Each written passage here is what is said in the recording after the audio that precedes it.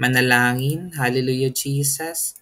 Panginoon, nagpapasalamat kami sa gabing ito. Salamat o God na kami pong muli ay malaya makakapag-aral ng inyong pong mga salita. Dalangin namin ang pagkilos sa mga na Espiritu, be our speaker, be our teacher, Panginoon, at patuloy na tayong kailamang po ang siyang maita sa mga oras na ito. Sa inyo pong papurit pagsamba sa pangalan ni Jesus. Amen. Ang ating pag-aaral sa gabing ito, anchored faith, enduring in the face of hostility or opposition. Yan. So pag-aaralan natin ngayon saan ba nakaangkla yung ating pananampalataya, paano natin mapapagtagumpayan yung mga challenges, mga oppositions na na-encounter natin sa ating mga buhay. So kukuhanin po natin yung ating verse sa Hebrews chapter 12 verse 3. Sabi dito sa NIV version, consider him who endured from sinners such hostility against himself so that you may not grow weary or faint-hearted. Yan. So, syempre, tinutukoy dito yung ating Panginoong Heso Kristo. Kaya sa Tagalog, isip-isipin daw natin kung gaano ang tiniis niyang pag-uusig, referring to our Lord Jesus Christ, sa kamay ng mga makasalanan upang hindi kayo manlupaypay o panghinaan ng loob. So dito, pinapakita lang sa verse na ating binasa na kung yung Panginoon, pinagdaanan niya talaga, tiniis niya yung mga bagay na ito, yung different challenges and encounter na dito sa mundo nung siya inarito sa mundo. So yung purpose nun is para tayo na kanyang mananampalataya, hindi tayo manlupaypay or panghinaan ng loob. Kasi yung Diyos na pinaglilingkuran natin, no-overcome niya na ang lahat ng ito. Yan. Ang direction natin, our lives are not perfect. Totoo naman, hindi talaga perpekto ang buhay natin. Walang sino man sa atin na makapagsabi na he's living a perfect life. And our faith is not perfect and we may fail. It may falter. 'Di ba? Minsan pinanghihinaan tayo ng ating pananampalataya, ng pagtitiwala. 'Di ba? Minsan nawawalan tayo ng gana. Minsan gusto na nating sumuko. Pero tandaan mo, God's grace is always more than enough. Yung biyaya ng Diyos, sapat po yan para mapagtagumpayan po natin kung ano man yung mga challenges, mga pagsubok na nakakaharap po natin. It will help us to strengthen and empower us to live. Our faith is our testimony. And as we share it to others, we lead them to have faith as well. 'Di ba? Nung tayo, hindi pa tayo mananampalataya, nakapakinig tayo ng salita ng Diyos. At dahil nakapakinig tayo ng salita ng Diyos, yan, tayo po ay nanampalataya sa Panginoon. And in the same way, what we do is we share the gospel to other people as well para sila man din ay magkaroon ng pananampalataya sa Panginoon. Kaya nga dito ang bottom line ng lahat, dapat lagi kang babalik doon sa simula. Lagi kang babalik doon sa grasya, sa pag-ibig ng Diyos, sa pananampalataya na ang Diyos din mismo ang naglagay sa puso at kalooban mo. Basahin natin yung Hebreo chapter 6 verses 18 to 20. The anchor of my soul. Hindi nagbabago at hindi nagsisinguling ang Diyos tulad tungkol sa dalawang bagay na ito.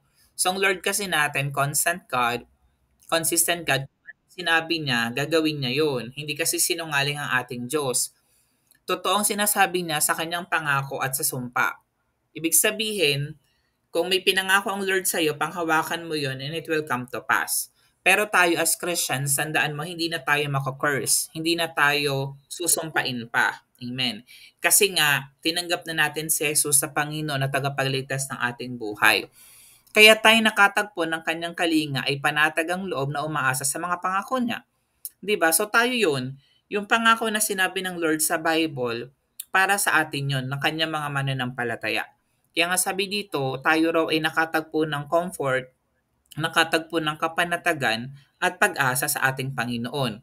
Ang pag-asang ito ang siyang matibay at matatag na angkla ng ating buhay. Yun. So dito, gusto kong emphasize sa atin na dapat nakaangkla tayo sa pananampalataya na meron tayo sa ating Panginoong Heso Kristo. Si Jesus Christ mismo yung ating anchor. At ito'y umaabot hanggang sa kabila ng tabing ng templo hanggang sa dakong kabanal-banalan. Kasi di ba before naman, yung mga high priest lang yung nakakapasok sa dakong kabanal-banalan. Sila lang yung nag-o-offer para sa kapatawaran ng mga kasalanan ng tao. Pero ngayon, si Jesus Christ na po yung ating offerer. Kaya nga tayo ay malayang nakakalapit sa Diyos Ama sa pamamagitan ng ating Panginoong Hesukristo. Si Jesus ay naunang pumasok doon, alang-alang sa atin at naging pinakapunong pari magpakailanman ayon sa pagkapari ni Melchizedek. So yung first high priest, si Melchizedek, that is the picture of the Lord Jesus Christ na naging offer natin for the forgiveness of our sins. Sa verse 18, sinulat ni Pablo, "We might have a strong consolation or comfort, who have pled for refuge to lay hold upon the hope set before us." Ayan. 'Di ba tayo, every time na nakaka-encounter tayo ng mga problema ng buhay, mga matinding challenges or pagsubok ng buhay, gusto natin meron tayong comfort. At dito, ang nagbibigay sa atin ng comfort, yung pag-asa na inilagay sa atin ng ating Panginoong Heso Kristo. So if we were anchored to the things of this world, the anchor would slip. Ano ba yung anchor to the things of this world? Halimbawa, ang iyong pinangahawakan para makapagpatuloy sa buhay ang iyong career, ang iyong studies, ang iyong family, ang iyong love life, ang iyong material possessions, ang iyong money.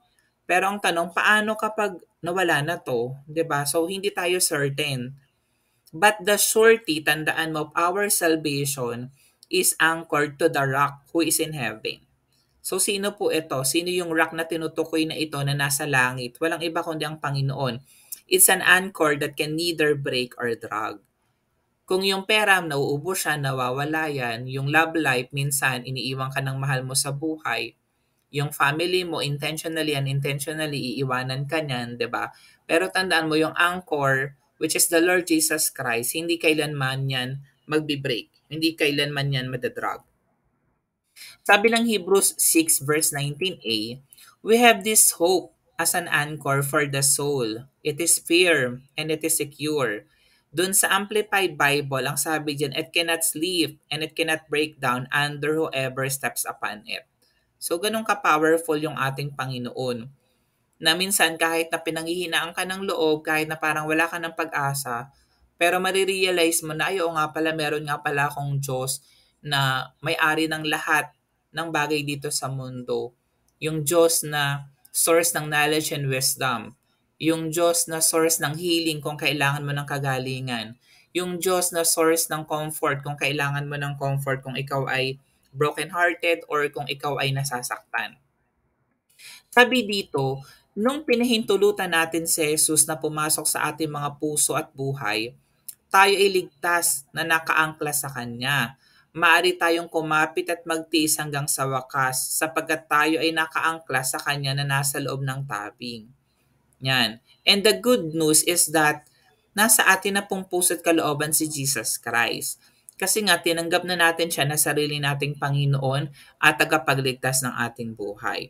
So yung picture na ito yung picture ng anchor. Siyempre alam naman natin na yung anchor ginagamit ito ng barko, 'di ba? Para hindi siya maanod ng dagat, hindi lumubog yung barko. And it's the same way na gano'n din ang ginagawa ng Panginoon sa atin sa mga storms in life, sa mga problema ng buhay, mga pagsubok ng buhay. As long as nakaangkla tayo sa Panginoon, hindi tayo mapapanghinaan ng loob.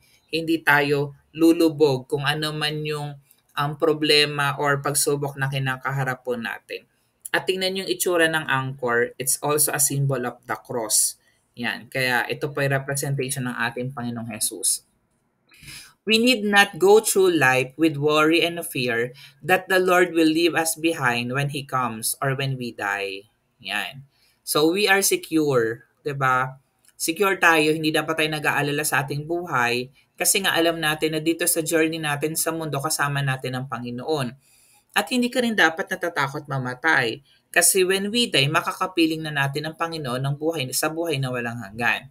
So our souls are secure, anchored in Him. When we die in the Lord, He simply pulls our ship of life right into the harbor. Kasi yun yung time na idadali na tayo doon sa kapahingahan, no more sorrow, no more pain, di ba? Wala nang pagdurusa, puro joy na lang, puro praise and worship na lang yung gagawin natin. Wala nang problema.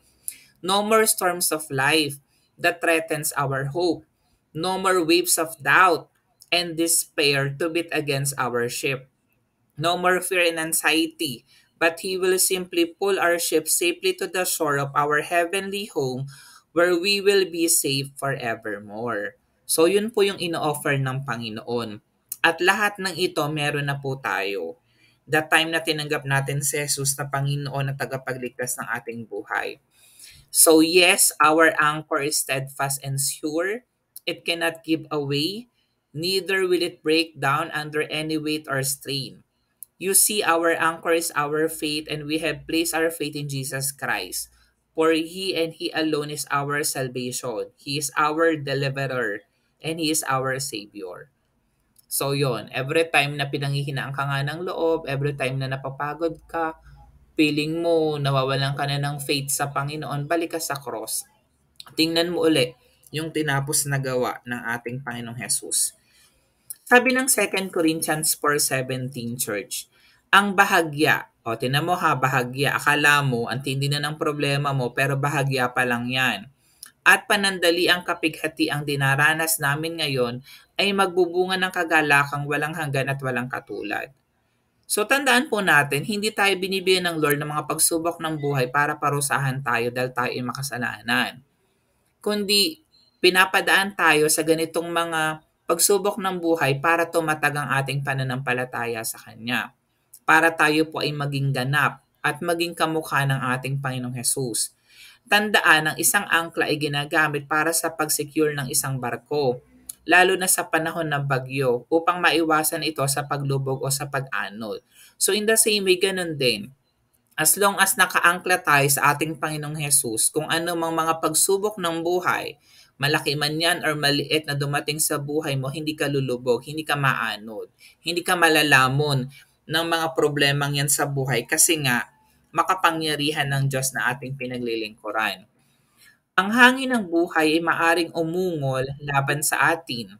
Ang mga alon ay maaring humampas sa ating barko, 'di ba? Hindi naman natin inoffer 'yan na pag ikaw Christian na hindi ka na magkakaroon ng problema. Ngunit kung tayo ay nakaangkla kay Jesus mismo, siya ay umaalalay sa atin, hahawakan niya tayo. Yung malaking pagkakaiba nung nakay Jesus ka na, ngayong may problema ka or ngayong nagkakaroon ka ng problema, meron kang makakapitan. Unlike nung dati na wala ka pang Jesus sa puso mo, it's just you and you alone. So napakahirap ng ganong buhay. Kaya nga maraming mga tao nagpapakamatay, maraming tao na sumusuko na sa buhay kasi nga hindi pa nila nakikilala ang ating Panginoong Hesukristo. Kung paanong kanyang itinataguyod ang lahat ng nilikha at itinataguyod ito, gayon din niya tayo inaalalayan at itinataguyod sa bawat pagsubok. 'Di ba? Kasi ganun yung anchor. Yung anchor, hindi mo naman siya nakikita. 'Di ba? Naroon siya sa ilalim ng barko. So ganun din ang Panginoon. Minsan hindi natin nakikita yung kilos ng Lord, pero kumikilos ang Panginoon. Tayo ay laging safe, laging secure kasi nga nakaangkla tayo sa ating Panginoong Hesukristo. Without our knowledge, andun yung protection, andun yung pag-ibig na patuloy na ino-offer at binibigay ng Lord sa bawat isa po sa atin. Sabi ko nga, God is not looking for great ability, but for patience and faith. Ang Lord kasi hindi naman talaga nakatingin dun sa ating actions. Hindi nakatingin sa mga kakayahan natin, sa mga kaya natin gawin. Pero nakatingin ang Lord sa ating mga puso. Siyempre, dito sa ating mga problema sa buhay, dapat nananatiling ating pananampalataya sa Panginoon. Patuloy tayong nagtitiis at patuloy tayong umaasa na kaya nating mapaglabanan ang lahat kasi nga kasama natin ang Panginoon. And in return, kapag andun yung ating patience and faith, God will give us hope and assurance. 'Di ba? So bibigyan tayo ng Lord ng pag-asa, ng assurance na ma-overcome natin ang lahat ng bagay. So gusto ko kayong bigyan ng 5 points na kailangan nating tandaan para tayo po ay patuloy na maka-anchor yung ating pananampalataya sa Lord. Sabi ng Matthew 7:24-27, kaya't ang bawat nakikinig at nagsasagawa ng mga salita kong ito ay maitutulad sa isang taong matalino na nagtayo ng kanyang bahay ng pundasyon ay bato. Umulan ng malakas, bumaha at pinayo ng malakas na hangin ang bahay na yon, ngunit hindi nagiba sapagkat nakatayo iyon sa bato. Ang bawat nakikinig ng aking salita, ngunit hindi naman nagsasagawa ng mga ito, ay maitutulad naman sa isang taong hangal na nagtayo ng kanyang bahay sa buhanginan. Umulan ng malakas, bumaha at binayo ng malakas na hangin ng bahay, ito ay bumaksak at lubusang nawasak. So dito ang pinopoint lang, dapat nakaangkla tayo yung pananampalataya natin sa Panginoong Heso Kristo because Jesus is the rock. Kapag ang pundasyon natin ay bato, hindi agad tayo matitinag, hindi agad tayo magigiba. Pero kapag hindi si Jesus ang ating pundasyon, kundi yung ating love life, yung ating career, yung ating trabaho, yung ating pamilya, yung sarili nating ambisyon at gusto sa buhay, yung ating bisyo. So ang mangyayari dyan, kapag daw bumaha, and then magkaroon ng malakas na hangin, mawawasak yung ating bahay. So ang point dyan, dapat naunawaan mo na naka-anchor dapat yung ating pananampalataya sa ating Panginoong Heso Kristo. Pangalawa, we have to learn from Christ's endurance. Sabi nga ng Isaiah 53 verses 3 to 5, hinamak siya ng mga tao at itinakwil, nagdanas siya ng hapdi at hirap. Referring to our Lord Jesus Christ, wala man lang pumansin sa kanya. Binaliwala natin siya na parang walang kabuluhan, 'di ba? So after pakainin yung 5,000, iniwan nilang Panginoon. Tunay ngang inalis niyang ating mga kahinaan, pinagaling niyang ating mga karamdaman. Subalit inakala natin ito'y parusa ng Diyos sa Kanya. Kasi akala ng mga Pharisees, kasi sabi ni Jesus Christ, He is the Son of God. Akala ng mga ito, pinaparusahan ng Diyos si Jesus Christ. Ngunit dahil sa ating mga kasalanan, kaya siya nasugatan. Siya ay binugbog dahil sa ating kasamaan. Tayo ay gumaling dahil sa paghihirap na dinaras niya at sa hampas na kanyang tinanggap. So by His stripes we are healed. 'Di ba? Yung ating kasalanan past, present, and future sins pinatawad ng Lord kasi nga in-endure lahat ng ating Panginoong Hesus para magkaroon tayo ng kaligtasan at buhay na walang hanggan. So ang point number 2, sa mga oras na may mga pagsubok ka ng buhay, dapat katulad ni Jesus, matuto rin tayong i-endure. Yung mga moments na minsan kailangan ka talagang malungkot, mga moments na kailangan talagang mapagod ka, mga oras na kailangan talagang masawi ka sa puso mo or sa mga desires mo na hindi nangyayari sa buhay mo. So we have to learn from Christ's endurance. Pangatlo, we also have to cultivate patience and perseverance. Sabi ng Santiago 1:2 to 4, mga kapatid, magalak daw tayo kapag tayo dumaranas ng iba't ibang uri ng pagsubok. O ang dami, no? Iba't ibang uri nga ng pagsubok, 'di ba? Dapat ninyong malaman na nagiging matatag ang inyong pananampalataya sa pamamagitan ng mga pagsubok. At dapat kayo magpakatatag hanggang wakas upang kayo maging ganap at walang pagkukulang. Diba, don't you realize that every time na meron kang problema, every time na may pinagdadaanan ka sa buhay, the more na lumalapit ka sa Panginoon. So ginagamit ng Lord yung mga pagsubok ng buhay para tumatag ang ating pananampalataya at patuloy na magtiwala sa ating Panginoon. Kasi marirealize mo talaga na hindi mo talaga sayang gawin. Pero ang Panginoon kayang lahat gawin para po sa atin. Point number 4, we need community and support. Sabi nga ng Galatia 6:2, magtulungan kayo sa pagbuhat ng pasanin ng bawat isa. Sa gayong paraan ay matutupad ninyo ang kautosan ni Kristo. So ano ba yung kautosan ni Jesus? That is the command to love. Love God and love others, diba? So dito, ang point lang, kailangan meron kang community. A community that supports us. Kaya napakahalaga ng church. So kung wala ka pang simbahan, punta tayo sa church, and then attend tayo ng Bible study kasi someone can pray for you, 'di ba? Someone can uplift you, can encourage you na magpatuloy sa ating Panginoon. So pwede po tayong magtulungan, magbuhatan ng bawat pasanin ng bawat isa. Kasi that is a form of love na inaasahan sa atin ng Panginoon. Point number 5, rejoicing in victory. Sabi ng Roma 8:37, hindi. Sa lahat ng mga ito, tayo lalong higit pang magtatagumpay sa pamamagitan niya na nagmamahal sa atin. So dapat andun yung rejoicing kasi nga no-overcome na ito lahat ng ating Panginoon. The Lord is the finisher and perfecter of our faith. The Lord already overcomes the world. And we are more than conqueror. Kaya natin siya mapapagtagumpayan. Alam natin na mapapagtagumpayan natin. Kasi ang Lord na pinaglilingkuran natin, napagtagumpayan niya na ang lahat. And He is a mighty and powerful God. So therefore, we just have to embrace and rejoice in victory. Kasi nga, napagtagumpayan na yan ng Panginoon. Sa ating conclusion, anchored faith rooted in the unchanging truths of Scripture and strengthened by foundational doctrines, becomes a force that withstands the fiercest storms. As we draw from the wellspring of biblical narratives and doctrinal understanding, our faith depends. 'Di ba? Lumalago tayo sa ating pananampalataya sa Diyos sa pamamagitan ng pag-aaral ng kanyang salita. So let us remember that anchored faith is not a passive state but an active. Hindi naman pwede na nananampalataya ka sa Panginoon pero wala kang ginagawang any action. Siyempre, kailangan mo umattend ng Bible study, kailangan mo mag-pray, kailangan mo mag-worship, 'di ba? Kailangan magbigay ka ng quality time sa Panginoon. Vibrant relationship with God, shaping our perspective, responses, and ultimately our victories. As we conclude our exploration of anchored faith, let us remember that our faith is not in vain. So tandaan mo po, lahat ng ginagawa natin na paglilingkod sa Panginoon, makabuluhan po iyan. Nakikita po yan ng Diyos. It is a living, breathing force that sustains us through trials, making us stronger and more resilient. Christ's endurance serves as a beacon, guiding us through the darkest nights. In our patience, perseverance, and reliance on community, we find the strength to hold firm to our anchored faith. Yan.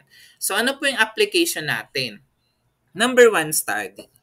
Kailangan mag-dedicate ka ng time to study the scripture and to understand ano ba yung mga doctrinal truths na sinasabi ng Bible para tumatag ang iyong pananampalataya. You can seek wisdom from theological resources and mentors. Katulad nga nung nabanggit ko, meron ng isang ka-church member, nagtatanong siya, paano daw yung mga bata pa namatay? Maliligtas daw kaya sila? So yun yung sinagot natin ng ating previous Bible study. So kailangan, nagtatanong tayo, kailangan nagsisik tayo ng wisdom sa mga tao na malalim din ang paniniwala at pananampalataya sa Diyos. And then tayo mismo nagbabasa ng Word of God. Pangalawa, reflect. Take a moment to reflect on a challenging situation in your life. Consider how an anchored faith perspective can change your outlook. Diba, dapat ginagawa mo, nagre-reflect ka, ano ba nangyari sa bumaghapong ito? Tama ba yung naging decision ko? And then, paano mababago ng aking pananampalataya ang mga mali kong pananaw or ginagawa sa buhay? Pangatlo, you have to pray. Pray for a deeper understanding of God's Word and for the Holy Spirit to strengthen your anchored faith. Kasi kung basta ka lang magbabasa, hindi mo hinihingi yung guidance ng Lord, it's just a mere knowledge. Kailangan maging wisdom yung binabasa mo. And you have to pray to God. Kailangan ng divine intervention. Kailangan pagsama ng banal na spirito. Sa ating panalangin, magpasalamat ka sa Diyos for His unwavering love and ask for the strength to endure with anchored faith. Number 4, you have to engage. Mag-engage ka sa mga discussions like this, Bible study, fellowship, yan, mga Sunday services, mga youth service within your faith community to broaden your understanding of doctrine and learn from one another. Kasi, di ba, sa ibang tao na kapwa mo mananampalataya, marami ka rin matututunan sa kanila. So, you have to engage yourself. Hindi pwedeng ikaw lang. Sabihin mo, nagbabasa ka ng Bible, pero hindi ka naman nagpe-fellowship, hindi ka umaattend ng mga Bible studies. So, sayang yung growth. Hindi tayo mag-grow. Next, support. Reach out to a fellow believer in need. So, mag-offer ka ng support, ng encouragement, reminding them of the power of the anchored faith. Hindi yung puro sa sarili lang po natin. Dapat, we also became a vessel, an instrument of God's grace to other people as well. We share the gospel to them, we encourage them, we also pray for them. And then of course, share your anchored faith journey with someone who may be struggling. Diba, may mga tao na mag-message sa'yo, kailangan ng comfort, kailangan ng prayer. Your testimony should be the anchor they need in their storm. Share the biblical stories and doctrinal insights with others, encouraging them to anchor their faith in the unchanging truths of God's Word. Pero syempre, paano ka makakapag-share kung hindi ka naman nagbabasa or hindi ka umaattend ng mga fellowships like this? Kaya nga nauna muna na kailangan nagbabasa tayo, nagpe-pray tayo, nag-engage tayo, then we support and then we share the gospel to others. And then of course, we rejoice. We celebrate the victories, maliit man yan or malaki, we should be happy for one another that anchored faith has brought into your life. Let your joy be a testament to God's faithfulness. Di ba yung mga nagtitestify na encourage ka, pinagdaanan mo rin, na overcome niya. So by God's grace, ma-overcome mo din. So you also have to live. Let anchored faith guide your decisions and responses in everyday life, becoming a living testimony of God's enduring love and faithfulness. So, in our journey here as Christians, kailangan ini-invite natin yung character ng ating Panginoon. Dito sa ating journey dito sa earth, kailangan na nakikita sa atin na yung ating Panginoong Heso Kristo. We're living as a Christian, as sons and daughters of the Lord Jesus Christ. So may our faith remain anchored in Christ, unyielding amidst life's trials, and may it inspire others to find their stability in Him. May your anchored faith be a beacon of hope, inspiring others to anchor their lives in the steadfast love of our Lord. Amen. Tayo pong manalangin. Lord, salamat for this night. Salamat na tinuturoan niyo po kami na patuloy na maangkla ang aming pananampalataya sa inyo. Salamat na kasama ka namin, Panginoon, na sa simula't simula pa lamang na tinanggap ka namin na Panginoon na tagapagligtas ng aming buhay, ay kasama ka na po namin, Panginoon, at hindi niyo po kami iwanan at pababayaan man. Kaya Lord, salamat for this night. Patuloy na yung mga salita na aming napakinggan magkaroon ng buhay ng kapangyarihan at ma-apply po namin in our daily lives. Sa inyo pong papurit pagsamba sa pangalan ni Jesus. Amen.